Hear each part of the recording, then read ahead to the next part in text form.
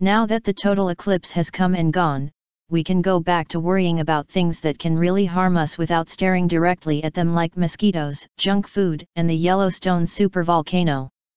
In a surprising twist, NASA, the folks who spend their time looking up and telling us not to look directly at the eclipse, have actually been looking down at the supervolcano that erupts every 600,000 years and hasn't erupted in, wait for it, 600,000 years.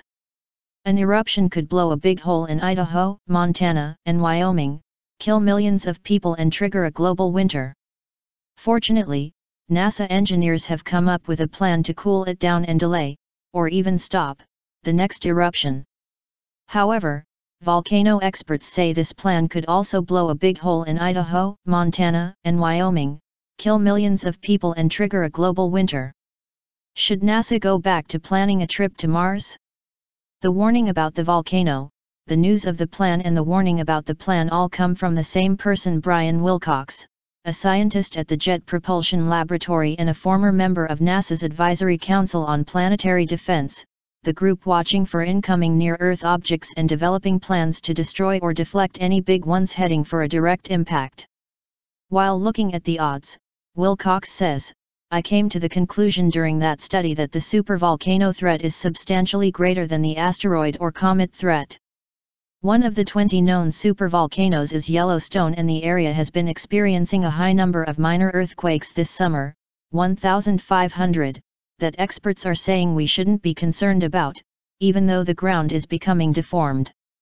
Meanwhile, Wilcox reveals that, behind the scenes, NASA is worried about the supervolcano and has been developing a plan to drill a hole into the side of it and pump water past the hot magma, drawing off its heat and bringing it back to the surface.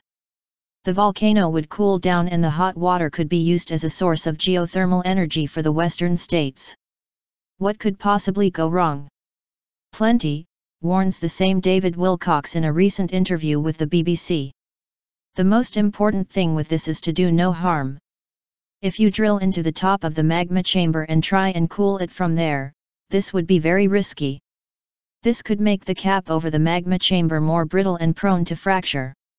And you might trigger the release of harmful volatile gases in the magma at the top of the chamber, which would otherwise not be released.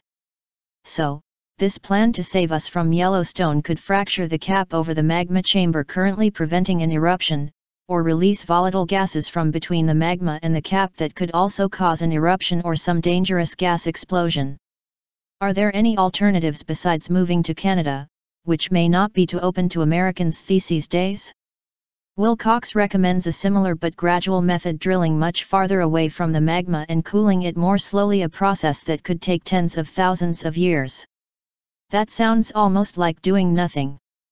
The plan that could potentially create geothermal energy at the expense of sucking up the nation's water supply and potentially triggering the volcano still looks better to politicians in charge of protecting us from disasters, even though they haven't been doing too well at this lately. Should we let them decide on this one? What could possibly go wrong?